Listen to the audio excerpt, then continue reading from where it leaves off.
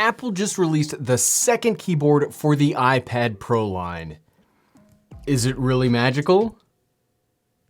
Let's find out. What's up everyone, I'm the Everyday Dad, and if I can figure it out, you can figure it out. I've been wanting to make that joke all day long, so I'd finally set up all the cameras to make the joke. There we go. So the Apple iPad Magic Keyboard for the iPad Pro line. It came out about a week ago, and I've been using it every single day, basically to turn my iPad Pro into the only computer I use, minus my Windows machine that I play VR on.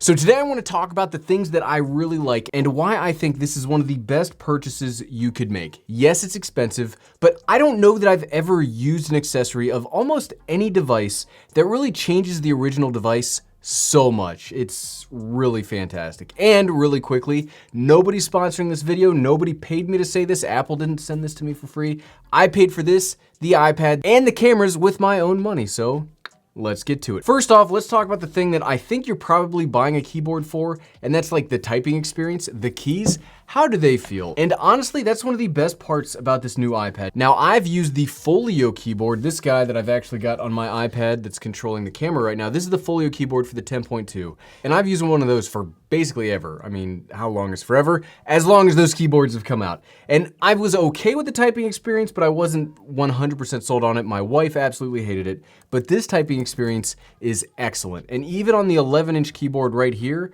I think it's one of the best typing experiences that I've had. The keys are really they really feel good. They've got a lot of responsiveness to them. It's spaced out well enough, and it's spaced out better than the Folio keyboard, and that your hands, can you see that? Like, your hands don't get really tired typing on this. Typing on this keyboard is really awesome. Like, even then you saw the autocorrect worked perfectly well, but the keyboard, the typing experience is great. There's only so many times that I can say that, right? But you've got to go try one of these. You've got to try one of these. Go to the store, after you watch this video, of course, go to the store, try one of these out, because this feels as good. If you saw my MacBook Air versus iPad Pro comparison video, one of the things that I beat the iPad up about was the typing experience. And now that I've had a lot more time to type out on this keyboard, I have no problem saying that it is the equivalent experience as the MacBook Air 13. The only differences are gonna be the size of the keyboard. I'm okay with how this is a little bit smaller than the 13-inch device, and I don't have a problem with, like, my hands are normal size. Look at that, my hands are pretty normal size, and I have no problems typing on this. Something else I like is sometimes when I use the iPad, like, I use the iPad specifically to do typing in places that I wouldn't necessarily sit down at a desk or a table and do typing, like my lap in the living room or like on my bed. And one of the cool things is these keys are backlit. Check this out.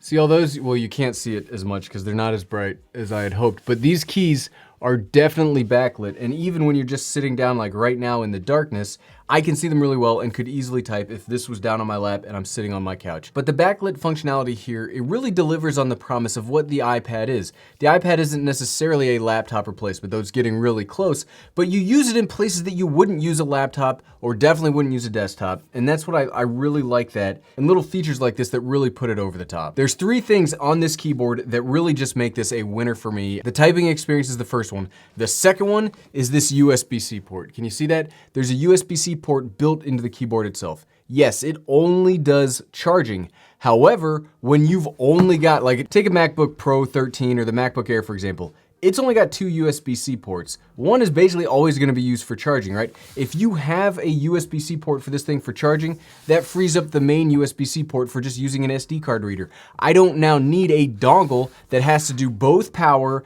and SD card or an external drive. Like, I like the ability to not need to bring as many or as big of a dongle if I don't need to. And I love, something else that I really like about the USB-C here is, look, it's like down here, right? This is right down at the base. It's really easy to get out of the way and to just not even know that you're plugged in providing power. And it's really stealthy, I guess. Can an iPad be stealthy?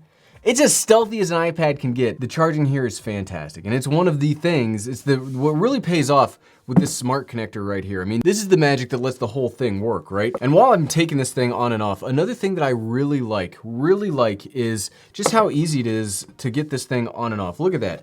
I said that the Folio keyboard for the iPad Pro is really easy because you just lay it on, but look at that.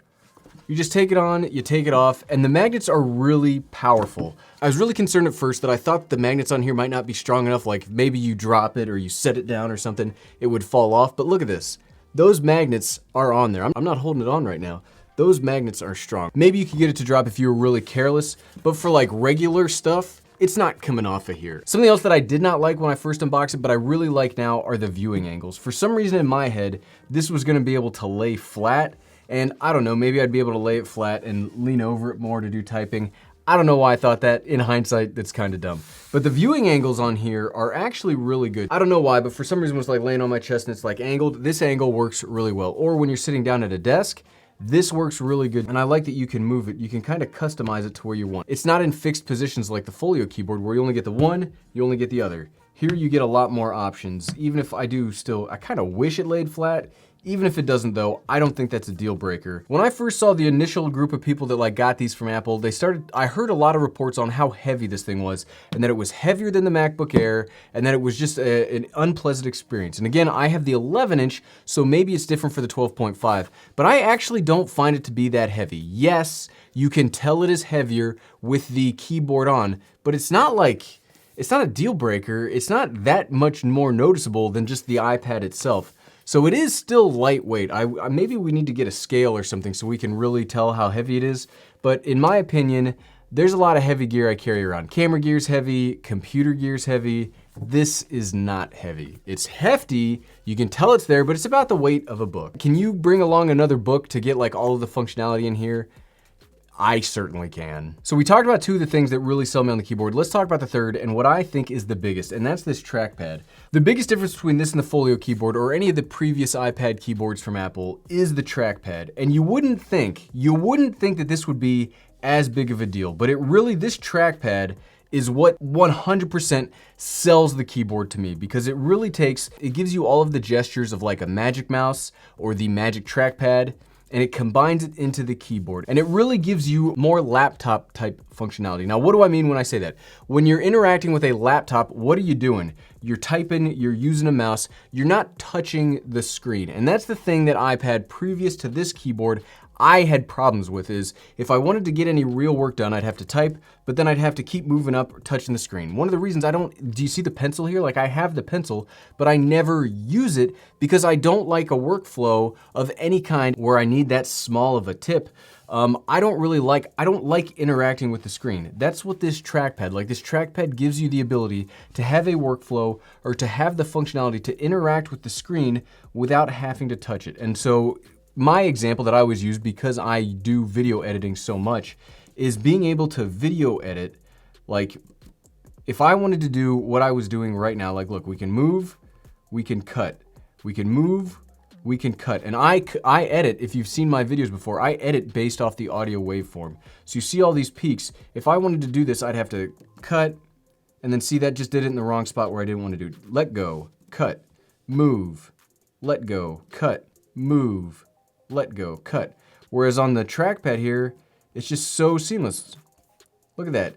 And I'm not doing this, I'm sure there's a way that you could think like, hey, the Everyday Dad, hey, Gary, you're just doing that awkward now to make it seem better on the trackpad. No, the trackpad smooths stuff out. And if you know me, if you've seen me on the channel, the biggest thing that I look for in any of my gear is smoothing out workflow. And this trackpad smooths out everything. Whether it's video editing, whether it's photo editing, whether it's browsing the internet, anything, this trackpad makes it better. And that's one of the things that this keyboard does to the iPad. Like I said, the keyboard combines with the iPad to make a device that's better than the sum of its parts. I'm gonna send you over to my buddy Patrick, who found a way to make this work with Apple TV. Now, I don't really watch TV all that much. I'm too busy working on YouTube videos and playing video games, but Patrick is able to show you on this clip that there's even better ways to interact with your Apple TV through the iPad and the keyboard. And it's really the keyboard that takes all of this home. And that's the thing that I really want to talk about. I really want to summarize this video is the keyboard is more than a keyboard. I think the mistake that I made when I first started hearing about this, I was like, oh, it's a keyboard, it's a trackpad, it's on an iPad, they're trying to turn it into a laptop. And I was already on board with this as a professional tool, and I was like, well, I don't know about the keyboard. It seems kind of gimmicky and it seems kind of expensive.